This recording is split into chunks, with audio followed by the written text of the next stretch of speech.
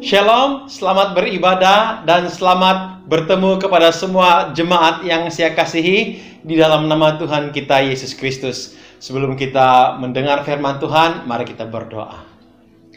Bapa dalam syurga, Allah yang kami sembah melalui anak-Mu Yesus Kristus, kami datang pada Tuhan dan kami mau mengucap syukur berterima kasih kepadamu ya Tuhan untuk kebaikan-Mu dan kasih-Mu dalam kehidupan kami. Pada hari ini Tuhan kami mau terus belajar kebenaran firman Tuhan. Hamba-Mu yang Kau percayakan mengaku tidak punya apa-apa. Hamba-Mu mohon hikmat dan kebijaksanaan yang daripada Tuhan. Engkau sendiri berkata-kata kepada jemaat-Mu melalui hamba-Mu yang hina ini.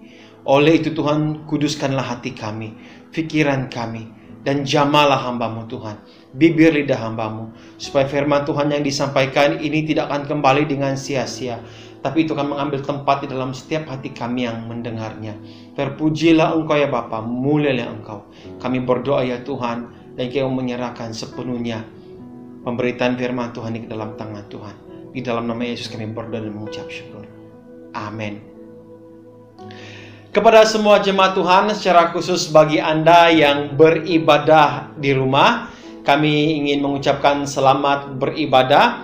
Karena seperti yang semua sudah tahu bahwa mulai hari ini semua gereja-gereja kita di seluruh paroki ini telah dibuka dan boleh masuk ke gereja dengan mengikuti SOP yang telah ditetapkan. Walau bagaimanapun pihak paroki telah membuat keputusan untuk tetap meneruskan rakaman ibadah secara online, secara khusus kepada mereka yang tidak dapat masuk ke gereja, mungkin karena masih dalam kuarantin ataupun belum mendapat vaksin, ya Anda masih boleh beribadah di rumah masing-masing. Nah, saudara yang saya kasih dalam nama Tuhan, pada minggu ini kita telah memasuki minggu ke-11. Saudara tidak sadar, minggu ke-11 kita belajar tentang khotbah Yesus di atas bukit. Dan pada hari ini saudara, kita meneruskan pembelajaran kita ambil daripada Injil Matius pasal 6 ayat 19 hingga ayat yang ke-24. Tema firman Tuhan yang saya ingin sampaikan ialah hal mengumpulkan harta. Mari saya bacakan firman Tuhan. Firman Tuhan berkata seperti ini. Janganlah kamu mengumpulkan harta di bumi. Di bumi ngengat dan karat merosakkannya, dan pencuri membongkar serta mencurinya. Tetapi kumpulkanlah bagimu harta di syurga. Di syurga ngengat dan karat tidak merusakkannya, dan pencuri tidak membongkar serta mencurinya. Karena di mana hartamu berada, di situ juga hatimu berada. Mata adalah pelita tubuh. Jika matamu baik, teranglah seluruh tubuhmu. Jika matamu jahat, gelaplah seluruh tubuhmu. Jadi, jika terang yang ada padamu gelap, betapa gelapnya kegelapan itu. Tidak seorang pun dapat mengabdi kepada dua tuan, karena jika demikian ia akan membenci yang seorang dan mengasihi yang lain, atau ia akan setia kepada seorang dan tidak mengindahkan yang lain. Kamu tidak dapat mengabdi kepada Allah dan kepada Mammon. Nah, jemaat yang saya kasihi di dalam nama Tuhan kita Yesus Kristus, pada hari ini saudara, kita mau belajar tentang mengumpulkan harta. Salahkah orang Kristen mengumpulkan harta? Ini persoalan yang sering kita ingin jawab, yang kita ingin belajar bersama-sama. Salahkah orang Kristen membuat simpanan? Oke. Nah, melalui pembacaan ini kita akan coba menjawab soalan-soalan yang seperti ini saudara. Saya ingin memberitahu kepada semua jemaat pada waktu gereja menyampaikan firman Tuhan tentang hal mengumpulkan harta, ini bukan bermaksud bahwa gereja ingin merampas atau mengambil semua harta jemaat. Yesus juga tidak bertujuan untuk merampas harta kita. Gereja tidak menghalang jemaat untuk membuat simpanan. Tetapi saudara, dalam khotbah Yesus di atas bukit ini, Yesus memberikan peringatan dan amaran yang kuat kepada semua pendengar-pendengar, secara khusus kepada orang yang berada di atas bukit pada waktu itu, dan juga kepada saudara dan saya yang mendengar firman Tuhan ini. Dia ingin memberikan kita peringatan agar kita sentiasa berwaspada dengan harta yang ada di dunia ini, dengan keinginan-keinginan kita ingin mengumpul harta di dunia ini. Karena saudara, ada banyak cara-cara manusia ingin memperoleh harta, memonopoli harta, mengumpul harta. Ada banyak cara manusia, saudara. Nah, kalau saudara pernah pergi di sebuah kedai atau di sebuah kedai secara khususnya milik orang Cina, tapi ini sebenarnya terkenal di Jepun. Ada sebuah patung kucing, ya. Patung kucing itu seringkali kalau kita lihat, kadang-kadang patung kucing itu melambai-lambaikan tangannya. Nah, saudara, kalau kita perhatikan baik-baik, saudara, di Jepun, patung kucing ini memiliki nama, yaitu Manake-Neko. Manake-Neko ini bermaksud kucing yang membawa tuah, atau membawa keuntungan, atau membawa nasib yang baik kepada si pemiliknya. Nah, kalau kita lihat, saudara, kalau kucing ini sedang melambai-lambai tangan kirinya, itu bermaksud bahwa akan ada harapan bahwa ada ramai pelanggan akan datang di kedai. Manakala kalau kucing itu melambai-lambai tangan kanannya, tadi tangan kiri dan sekarang tangan kanan, kalau dia melambai tangan kanannya, itu berarti bahwa harapan akan ada banyak keuntungan yang akan diperoleh oleh pemilik kedai itu. Coba perhatikan baik-baik, saudara. Kadang-kadang saya juga pernah nampak ini, bukan saja diletakkan di kedai, tapi kadang-kadang saya pernah nampak orang letakkan patung ini di rumah. Kalau bukan di rumah, kadang-kadang ada juga saya nampak orang letak patung ini di kereta, melambai-lambai seperti ini. Sama ada mereka sadar atau tidak, sebenarnya ada maksud di sebalik patung ini. Makanya hati-hati, saudara, kalau saudara ingin meletakkan patung kucing ini di rumah, di kedai, atau di kereta saudara. Nah, saudara yang saya kasih, ini merupakan cara orang ingin mengumpulkan harta. Makanya kalau saya nampak ada patung ini di kedai atau patung ini di rumah kamu, saya sudah berpikiran yang lain-lain. Oh, dia ini mau supaya sentiasa diberkati, sentiasa mendapat keuntungan. Nah, saudara, ini yang saya mau supaya kita perhatikan dan kita belajar baik-baik, saudara, tentang harta. Makanya di awal khotbah tadi saya katakan, salahkah orang Kristen mengumpul harta? Nah, kita akan jawab soalan ini secara ringkas, saudara. Kalau kita melihat di dalam ilustrasi yang saya berikan sebentar tadi tentang patung kucing ini, kalau kamu melihat seorang yang percaya kepada Tuhan, orang Kristen yang meletakkan patung ini di kedai atau di rumah atau di keretanya, kira-kira apa pandangan kamu? Pertama-tama saya akan berkata, di mana diletaknya Tuhan Yesus? Di mana diletakkannya kepercayaan sepenuhnya kepada Tuhan? Kepada kucing itu atau kepada juru selamat Tuhan Yesus? Makanya, saudara, di dalam pembacaan ada 3 perkara secara ringkas yang kita mau pelajari, saudara, tentang harta, tentang hal mengumpulkan harta. Apakah harta itu salah? Tidak, saudara. Tetapi yang pertama kita harus perhatikan bahwa harta di dunia ini hanya bersifat sementara. Ayat 19 hingga ayat yang ke-21.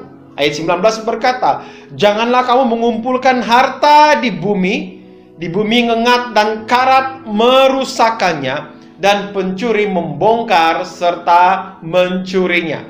Saudara yang saya kasih, ayat yang ke-19 ini menyatakan bahwa segala sesuatu yang ada di dunia ini, saudara, semua tidak kekal. Ngengat, karat, pencuri, itu akan mengambil, merosakkan, dan menghancurkan. Sekuat manapun, sebesar manapun, saudara, kendaraan atau apa, sebanyak manapun harta kita, saudara, itu hanya sementara. Dan itu tidak kekal. Makanya, saudara, hal yang sementara itulah yang bukan yang paling penting. Kalau ada orang menghabiskan seluruh masanya, waktunya, pikirannya, hatinya hanya untuk berpikir bagaimana saya harus mendapat keuntungan atau mengumpul harta yang lebih dan lebih dan lebih, saudara, orang seperti ini saya ingin katakan berdosa. Karena ayat yang ke-20 berkata seperti ini. Tetapi kumpulkanlah bagimu harta di surga. Di surga ngengat dan karat tidak merusakkannya, dan pencuri tidak membongkar serta mencurinya. Saudara, Yesus berkata kita harus kumpulkan harta kita di surga. Saudara, ada banyak tafsiran-tafsiran tentang petikan ini. Namun, saudara, saya ingin supaya kita bersama-sama perhatikan baik-baik. Apakah yang Yesus katakan kumpulkan harta di surga? Yesus pernah berkata kepada murid-muridnya seperti ini. Cari dulu kerajaan Allah dan kebenarannya. Itu adalah harta di surga. Mencari kebenarannya, kerajaan Allah. Dan dikatakan, maka semuanya itu akan ditambahkan kepadamu. Makanya dalam ayat yang ke-20 Yesus berkata, kumpulkan hartamu di surga, cari dulu kerajaan Allah dan kebenarannya.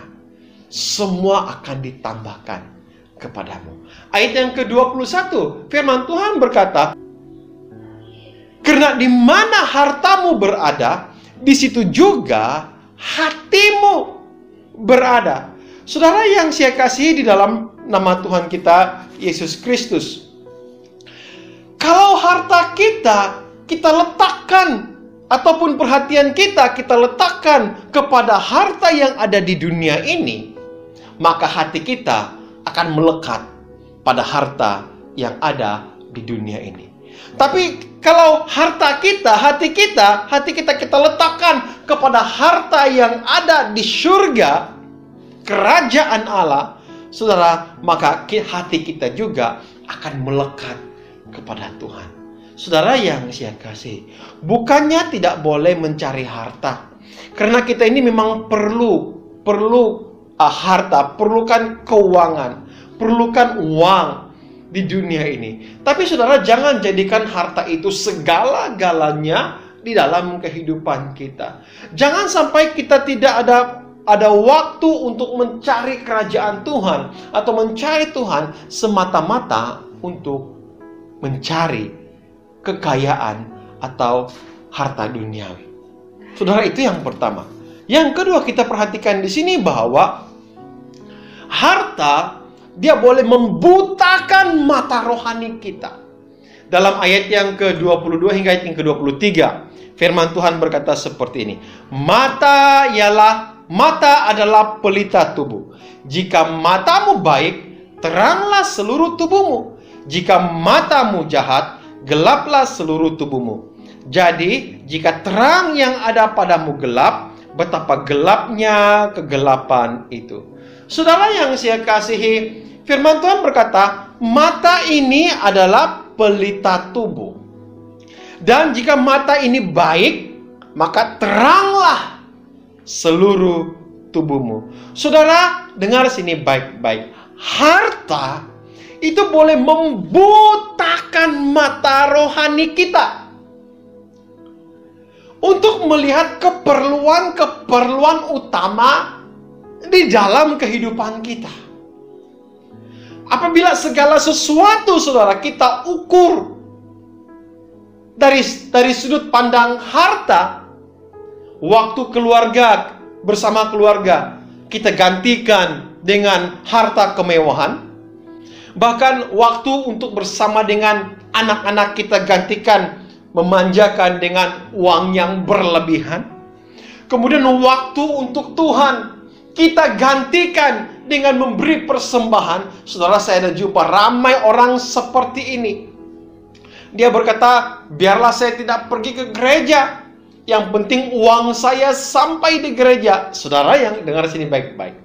Ada yang berkata, biarlah saya tidak beribadah, yang penting uang saya sampai ke gereja. Saudara dengar sini baik-baik, saudara. Cari kerajaan Allah. Pada waktu seseorang itu mulai berpikir dengan cara seperti itu, dia telah menggantikan, matanya bahkan telah dibutakan oleh harta duniawi ini. Saudara, firman Tuhan berkata, kalau mata kita ini sudah gelap, gelaplah seluruh tubuh kita. Kalau cara pandang kita tentang harta ini sudah salah, maka kehidupan kita akan menjadi gelap. Jika terang yang ada padamu itu pun sudah menjadi gelap, betapa gelapnya kegelapan itu, kata firman Tuhan. Ini memberikan peringatan kepada kita bahwa menjadi sesuatu yang celaka, saudara.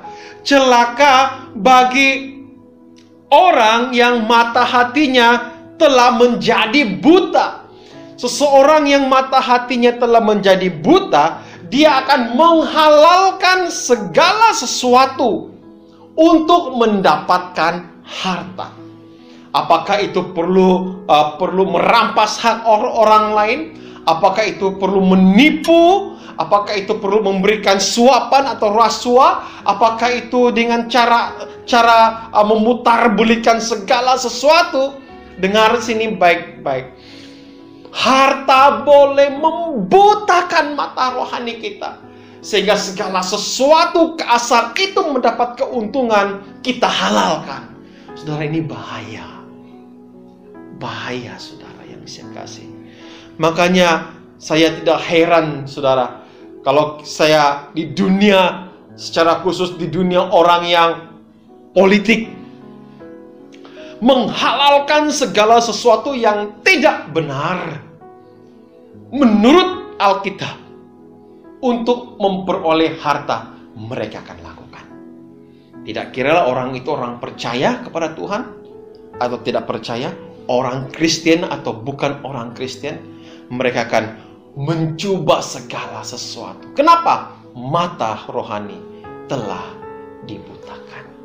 Saudara, hal yang ketiga yang harus kita pelajari di sini ialah harta boleh menyingkirkan Tuhan di dalam hati kita.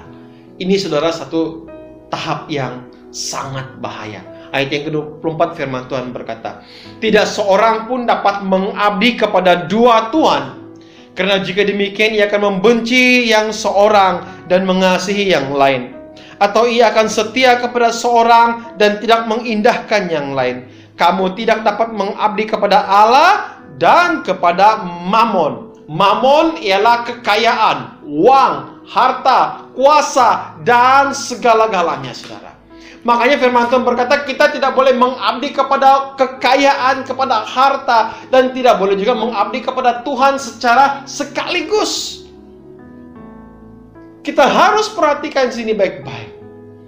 Ada ramai orang yang tidak sadar, karena mereka menyangka bahwa mereka sedang beribadah kepada Tuhan. Tetapi hati mereka telah dikuasai menjadi hamba uang, hamba harta, dikuasai sepenuhnya. Tapi mereka masih berkata, saya beribadah kepada Tuhan. Tapi hati mereka dikuasai. Saudara yang saya kasih, Yesus memperingatkan kita. Kalau harta sudah menjadi tuan dan akhirnya memperbudakan kita, makanya saudara, Yesus dalam hati atau Tuhan dalam hati itu akan tersingkir. Makanya saudara, kita harus membuat pilihan. Harta tidak salah, uang tidak salah. Tapi pada waktu kita menghalalkan segala sesuatu untuk mendapatkan uang, kekayaan. Disitulah salahnya, saudara. Pada waktu kita menomorduakan Tuhan daripada harta dan kekayaan, disitulah masalahnya. Ayat terakhir, saudara, kalau dalam 1 Timotius pasal 6 ayat 10 berkata, karena akar segala kejahatan ialah cinta uang. Sebab oleh memburu uanglah berapa orang telah menyimpang dari iman dan menyiksa dirinya dengan berbagai-bagai duka. Saudara yang saya kasih, firman Tuhan berkata segini, akar segala kejahatan ialah mencintai uang. Sekali lagi saya mau katakan, akar segala kejahatan. Saudara, kalau ada sebuah pokok, saya mau ambil contoh pokok kelapa sawit karena kita di sini dikelilingi oleh kelapa sawit. Pokok kelapa sawit ini kita tebang macam manapun, kita potong, dia punya dahan, pelepah, kita potong. Dengar sini baik-baik. Pokok kelapa sawit itu tetap akan tumbuh juga. Saya pernah suatu ketika, saudara, juga memiliki, di kampung saya memiliki kelapa sawit. Pokok itu yang terpotong dahannya, potong dia punya pelepah dan potong sehingga botak. Tapi akhirnya tumbuh lagi, dia punya ya tunasnya tumbuh. Kenapa tumbuh? Sebab akarnya masih melekat. Dengar sini baik-baik. Pada waktu kita mencintai harta melebihi daripada segalanya, saudara, kita sedang menanam akar kejahatan yang kuat di dalam kehidupan kita. Dan untuk memutuskan itu, saudara, bukan hanya perlu potong sana cantas ini. Akar itu harus dicabut, dihancurkan. Saudara, bagi saudara yang telah mendengar firman Tuhan ini, dan saudara merasa mungkin akar kejahatan itu, mencintai uang melebihi segala-galanya, itu telah menguasai kehidupan saudara, datang pada Tuhan. Datang pada Tuhan. Sebagai penutup, saudara, ada dua perkara yang saya ingin sampaikan. Pertama, melalui firman Tuhan ini, Yesus mau supaya kita meletakkan Dia sebagai nomor satu di dalam kehidupan kita. Yesus satu-satunya. Cari dulu kerajaan Allah dan kebenarannya, maka semuanya itu akan ditambahkan kepada kita semua. Yesus pernah memberikan satu perumpamaan, saudara. Dia memberikan perumpamaan tentang harta yang terpendam. Dia berkata, hal kerajaan surga itu seperti harta yang terpendam.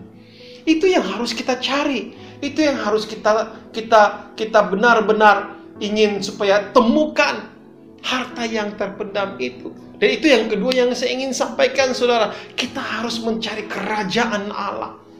Kumpul harta kita di surga. Bayar persepuluhan kita kepada Tuhan.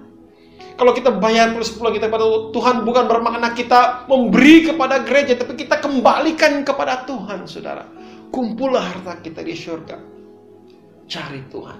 Saya berdoa agar firman Tuhan ini benar-benar mengubahkan seluruh kehidupan jemaat yang mendengar firman Tuhan ini. Mari kita berdoa bersama-sama.